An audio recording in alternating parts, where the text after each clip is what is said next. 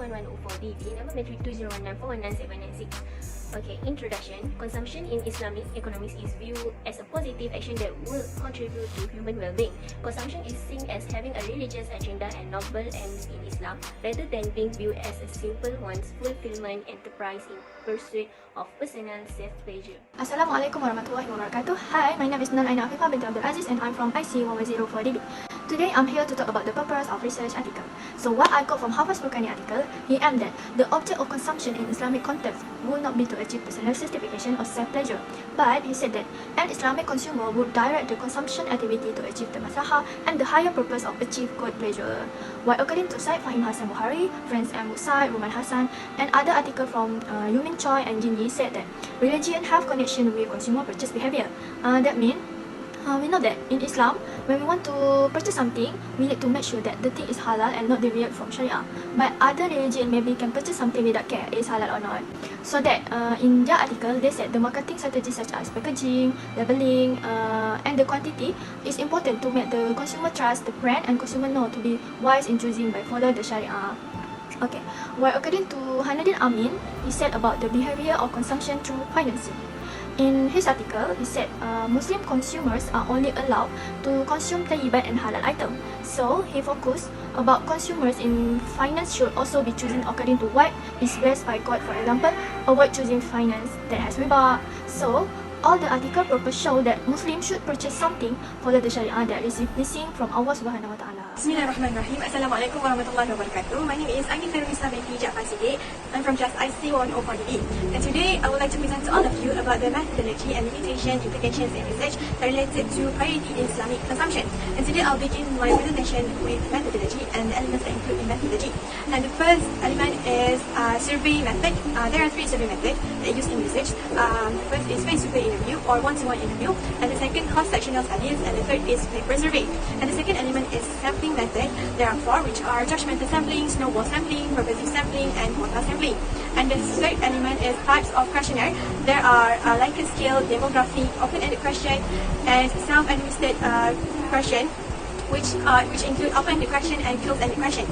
And last element is formula that used to analyze or calculate the data that we like. First is en vivo version, partial least square, and pair test. So all these methods are commonly used by the authors in those 10 articles that we reviewed. Assalamualaikum warahmatullahi wabarakatuh. My name is Ideeza Aina binti JUNAIDI and I'm from ICU104DA. We're going to present about the findings and discussion of this article review. So for the findings, there are two data that I have analyzed. So the first one is about the basic need consumption among groups of income level in Malaysia. Based on the charts, we can see that there's slightly difference between the highest spending and the lowest spending between groups. For the highest spending, the T20 and the B40 groups spend a lot on transportation while the M40 on food. Meanwhile, for the lowest spending, the B40 and M40 spend the least on education while the T20 spend the least on health. In summary, we can conclude that the basic need consumption among group people is different even though we are requiring the same requirements such as food. But we still need to consider our financial and budget our condition, so we must spend and manage. Next data is about the factors influencing the purchase of Muslim behavior. Based on the pie chart, healthiness got the highest by 30%, followed by quality, halal ingredients, and customer satisfaction with 20%. And the last one is about the peer and family influence by 10%. All of these 5 factors are general, so there are other points that related to them. So the first one is about healthiness. Healthiness we also refer to the freshness and nutritious value.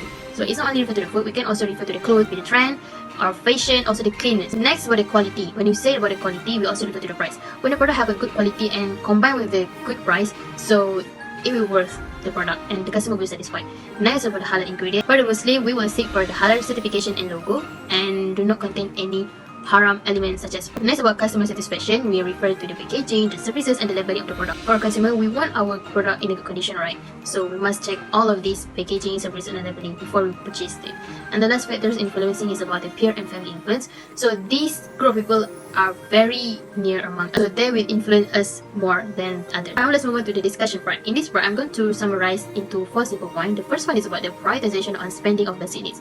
So we must know our prioritize on basic needs either on transportation or foods or education, so we must manage it properly. So the second one is about best consumption behavior in Islam is moderation. So even though we have our own desire and our right on what we want to purchase because we have money, but still we have to stay in moderate in order to avoid any waste or extravagance. Next, the importance of knowledge on purchasing is referred to the ingredients and for the food. It might be easy because we only have to look on halal logo, But for the other materials such as clothing, we must know the materials that we are not belong to. It's a material that haram to us, such as contain any pork or drug or any animals that haram to us. The last point is about religious certification by following the hierarchy of Makasih Syariah. This is referred to the daruriyat, necessities, hajat, needs, and the tahsiniyat, beautification or embellishment. So if we follow this hierarchy of Makasih Syariah, we tend to be more happy and more relaxed in our. And so we move to limiting. Overall limitation that happened in research is in the case of generalized limiting because of narrow population, and the second is because research only on specific situation or condition or things.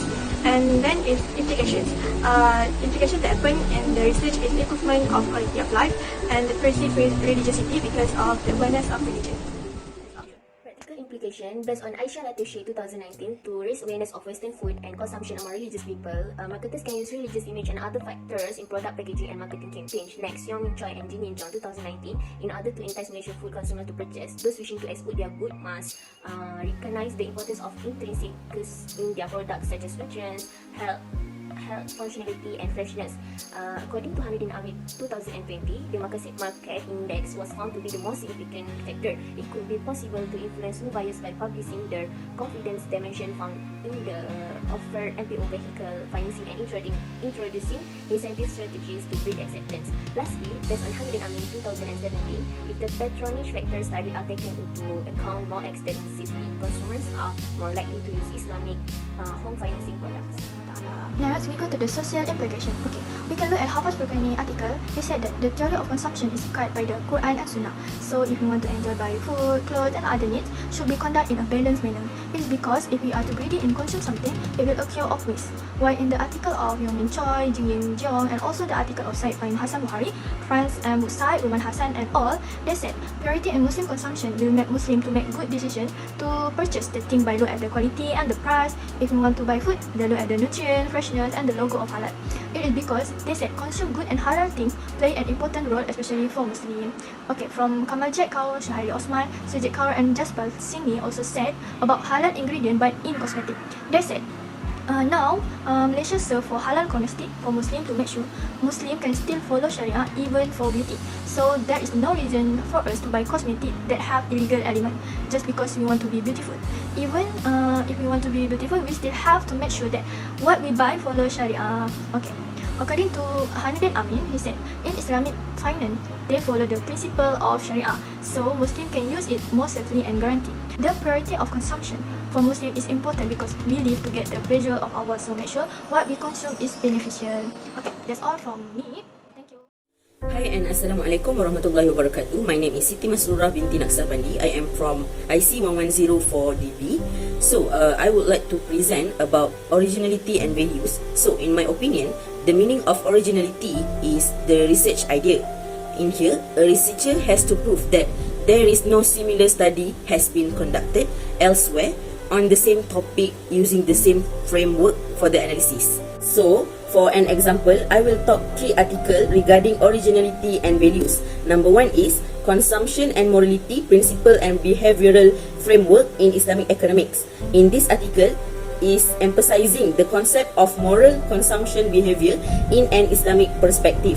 Number 2, exploring the motives behind the purchase of Western imported food products, a phenomenological study from a Muslim-dominated region. In this article, the findings of the qualitative focus interviews reveal that the level of religiosity varies from city to city.